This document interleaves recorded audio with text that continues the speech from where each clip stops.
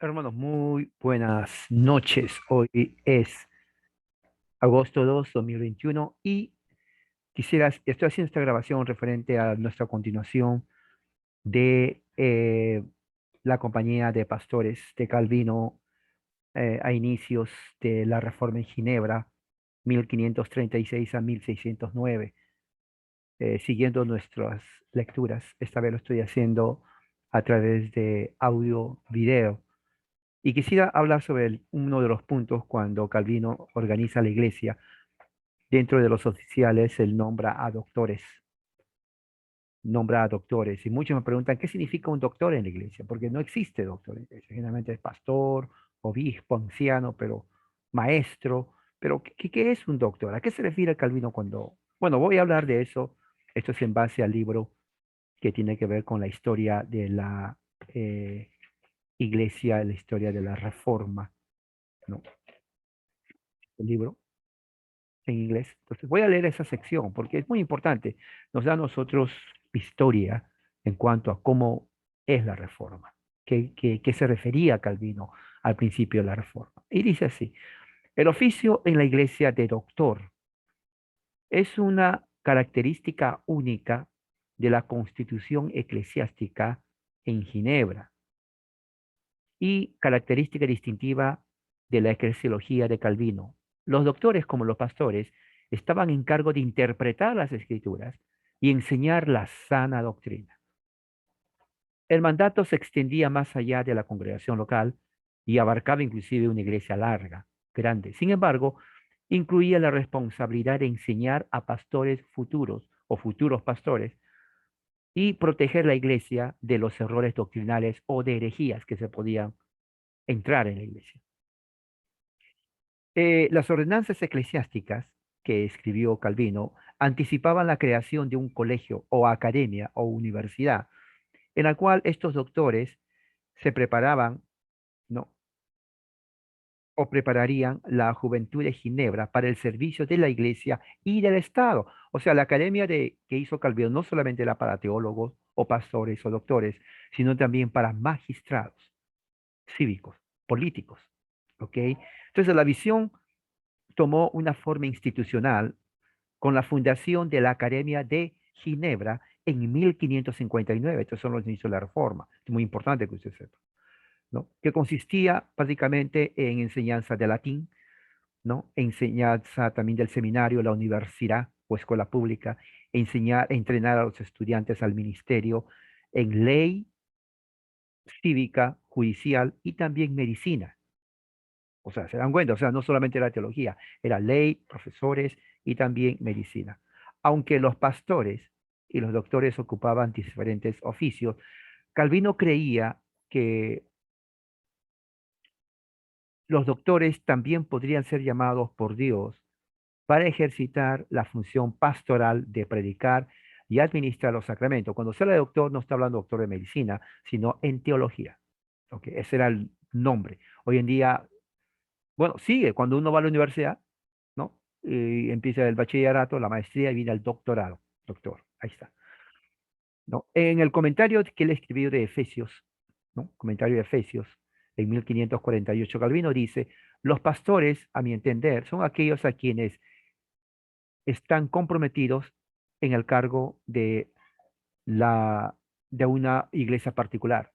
Yo no tengo ninguna objeción en que ellos tengan también el nombre de doctores, ¿no? Si nos damos cuenta, hay otra clase de doctor que pueda supervisar ambos, la educación de pastores y la instrucción de toda la iglesia. A veces él puede ser pastor y también puede ser un doctor, pero los deberes son diferentes. O sea, no confundir la labor de un pastor con la labor de un doctor.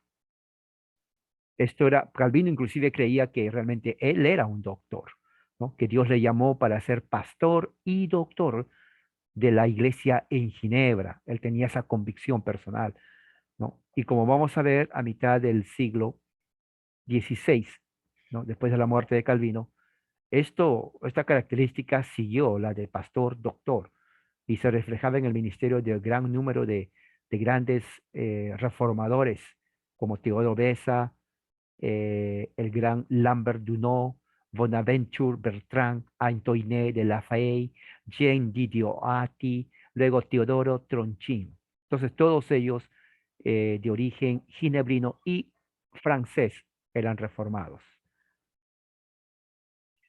Hay otro asunto muy importante. En 1541, cuando Calvino retornó de Estrasburgo a Ginebra, ¿no?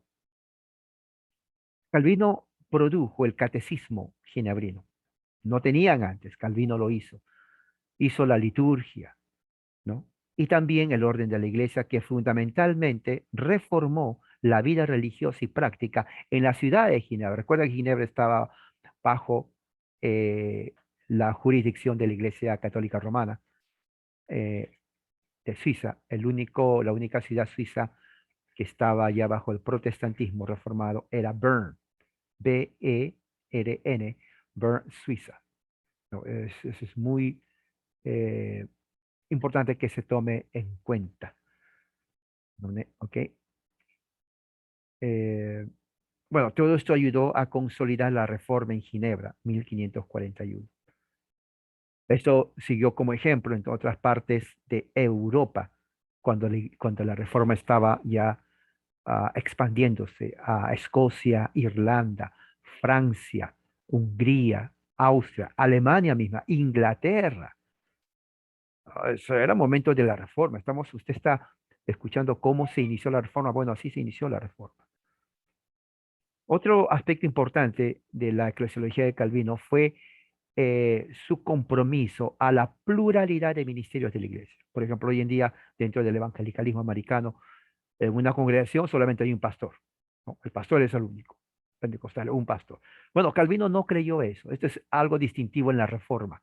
Y de aquí sale el concepto del presbiterianismo, ¿no? Calvino creyó más bien en que el gobierno de la iglesia no estaba centrado en una reforma, en una persona, sino era la responsabilidad de varias personas, ¿no?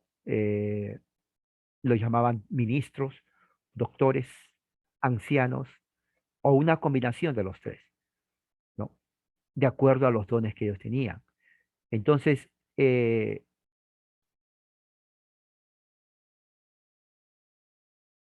según dice aquí, que estas personas, los pastores, los doctores, los ancianos, eran los únicos encargados de administrar los sacramentos y eran los únicos líderes dentro de la compañía de pastores. Y esto ayudó bastante. Cuando John Knox va a Escocia en 1559, él ya fue con esa idea, con ese entrenamiento, ¿no? Y por eso dijo Ginebra es prácticamente una, diríamos, presentación, diríamos así, de lo que es el cielo, lo llamaba así, porque todos los reformadores eran personas que conocían las escrituras, ¿no? Una cosa muy importante también es la disciplina de la iglesia, que eso era algo distintivo en la iglesia reformada. Ninguna otra iglesia cristiana, ni siquiera la iglesia católica ni los bautistas que habían salido ya en ese entonces eran así. La iglesia reformada protestante presbiteriana, así es el aspecto de la disciplina. No, por eso que muchos no querían a Calvino, porque decían, él es un dictador en su personalidad. Pero en realidad lo que él quería era que la iglesia siga un orden, prácticamente. Ese era el único objetivo. No era ser una persona, diríamos, mala o dictatorial, simplemente el orden, la disciplina espiritual, el orden en la iglesia, que es lo que él estaba buscando, ¿no? Eh, Inclusive para los reformadores, como por ejemplo para Farel, Guillermo Farel, Johannes o Calampadios, Osvaldo Miconios en Basilea, Suiza, y Bucer en Estrasburgo. Esos ministros entendieron a Calvino. Estos eran grandes reformadores. Para ellos la disciplina de la iglesia era necesario para el bien espiritual de la iglesia, de la gente de Dios, y una marca indispensable para la comunidad cristiana que fue formada en la doctrina y práctica de acuerdo a las escrituras. ¿Ok? De acuerdo a las escrituras. Vamos a quedar aquí. Eh, Ya hablé hace unos días también referente a la reforma de adoración, pero lo voy a volver a mencionar la próxima vez que tengamos esto. Así que me dejan sus comentarios, preguntas y que haya sido también de mucha ayuda en nuestro entender en cuanto a qué fue la reforma, cómo se inició y cuáles serán las características de las primeras iglesias reformadas. La gracia de Dios con ustedes, Sol y Deo Gloria.